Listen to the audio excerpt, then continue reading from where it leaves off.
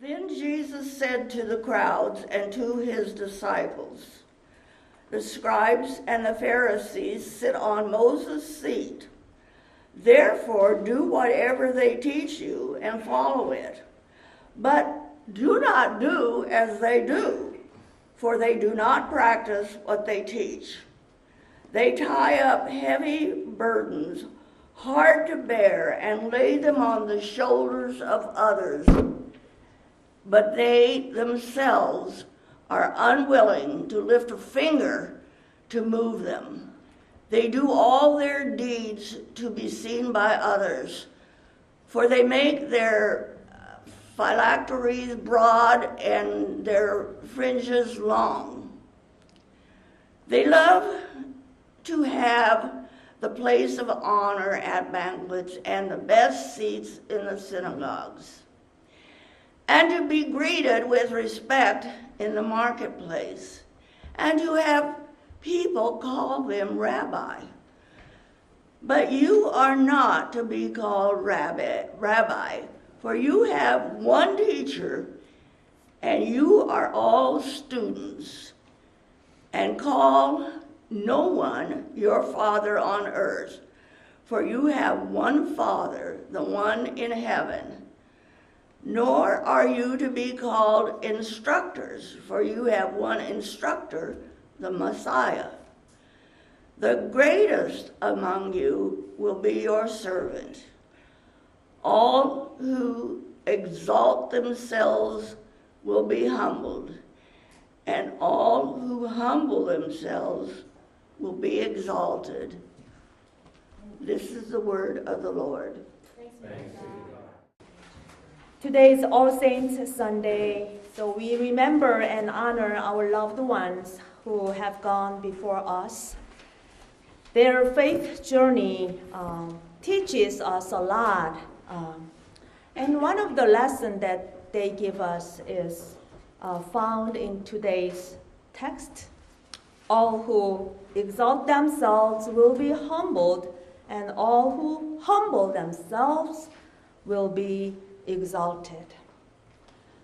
So our ancestors of faith, they walked their humble walk because of their faith.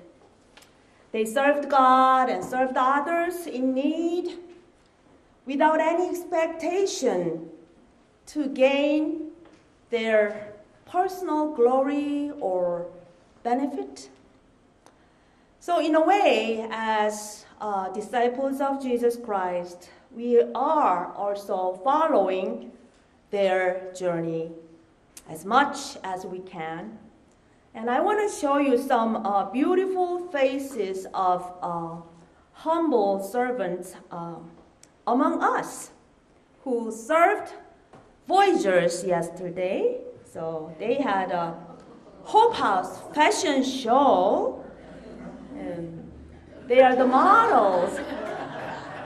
They all wore, clothes from Hope House, and that's Japanese kimono, Diane.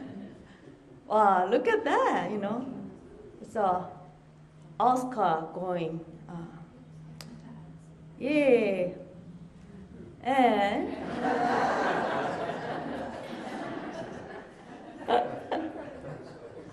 show some characters, right? Yeah. And beautiful dresses.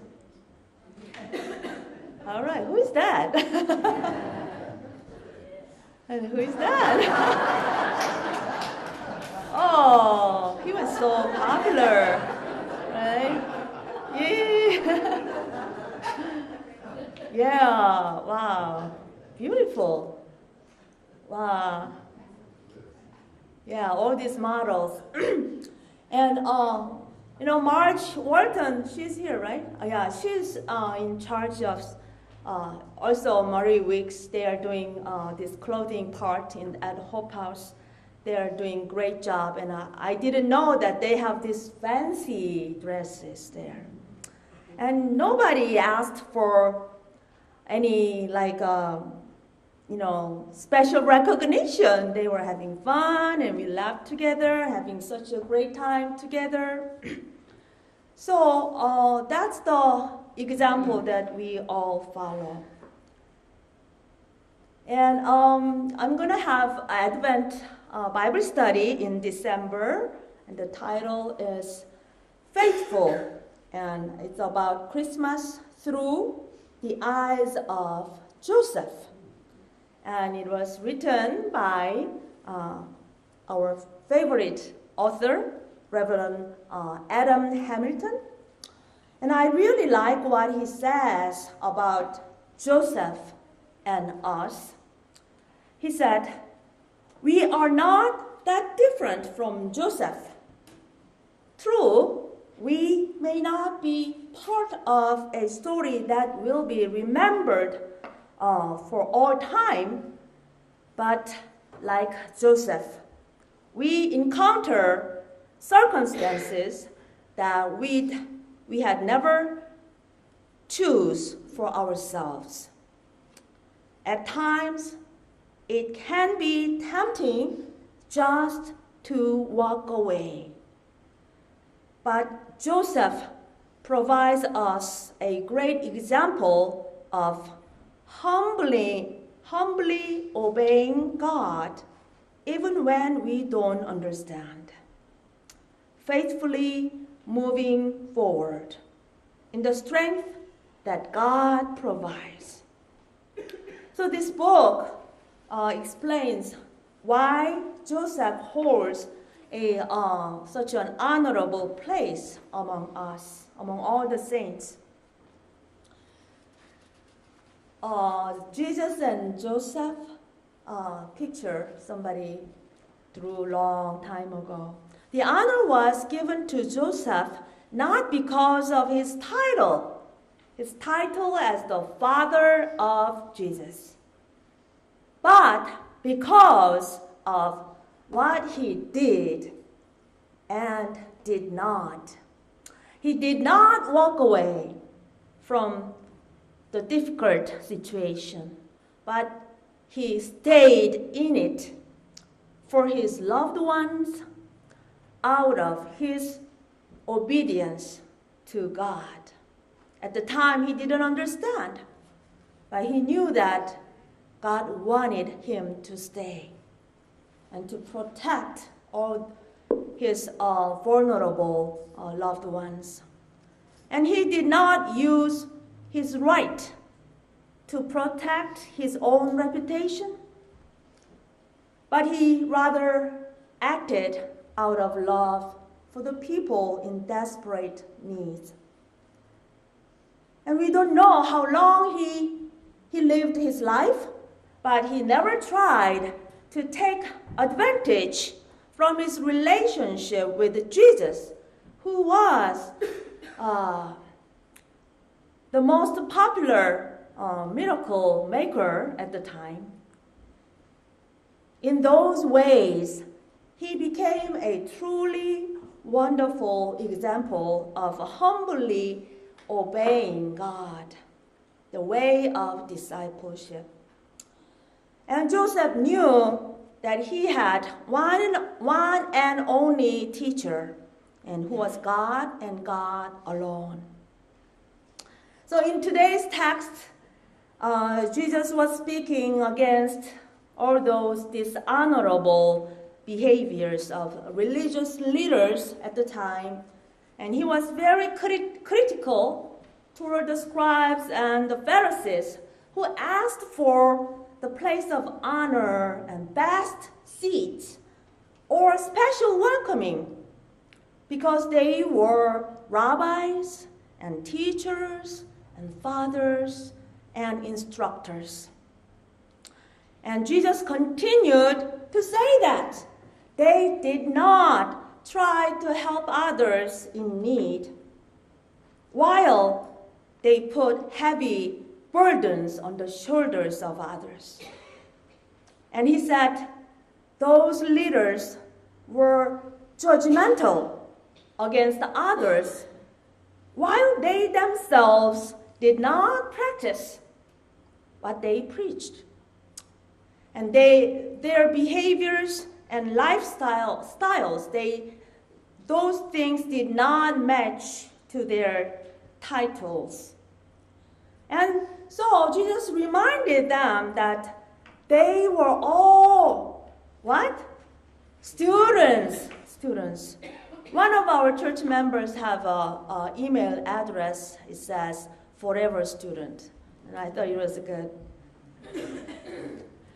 In this world, true teachers and true fathers are being made when they become true students who walk their humble journey and obey their one and only teacher and father, our God and their God, every day and everywhere they go. So when we go off from this track, we will lose our honor that is given by God rather than taken by our titles. So let me share my stories, my experience through which I have become a better student as Jesus' disciples. You know, things happen to anyone and everyone beyond our controls. I myself had a really difficult time, and at the time, I could not even pay the bills. And my husband and I had several emergencies, and that took away lots of our money from us. So we could not pay back our credit card bills, and we had lots of sleepless nights. And there were so many Sundays that when we could not even give anything for the offering. Then one church member gave a testimony during one of the small group sessions. He said his wife betrayed him, so they had gone through very tough divorce, and he had to declare bankruptcy. He lost everything. But he did not lose his faith. He continued to pray for the restoration of his life. And there were so many Sundays when he could not even give $1 to God. But after 10 years of struggles, he finally got back into a normal state of life. So his relationships were restored, and financial status had gotten better. And on one Sunday, he was finally able to give his tithe to God, 10% of his income, for the first time after his divorce. And he said it was one of his happiest days in his life. So his testimony was really encouraging to us. You know, we were pastors. We preached giving of tithe, but we could not practice what we had preached. We realized that we were students in the matter of financial stewardship. So we took our difficult time as the opportunity to learn how to trust God and keep moving forward. It made us humble. And when we finally got out of our financial nightmare, we were so happy and so happy and so happy. And now we don't ever take for granted, any opportunity, any chance, whenever we are able to give our tithe. And we do not forget that there are always so many people in our congregation and in the communities who are having similar difficult times beyond their controls. And we are thankful because we can now really understand what they are going through and what they need at their difficult times.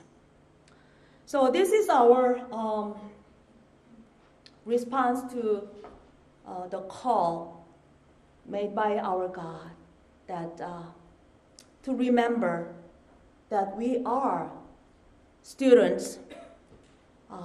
We want to humbly take this journey with God, simply obeying the will of God, even in the hardest time. Never lose your faith, and just keep going, trusting and obeying God, rather than seeking for something else. So let us give encouragement to our brothers and sisters who are going through a hard time, and let us give our faith and our trust in our God today and every day. Amen.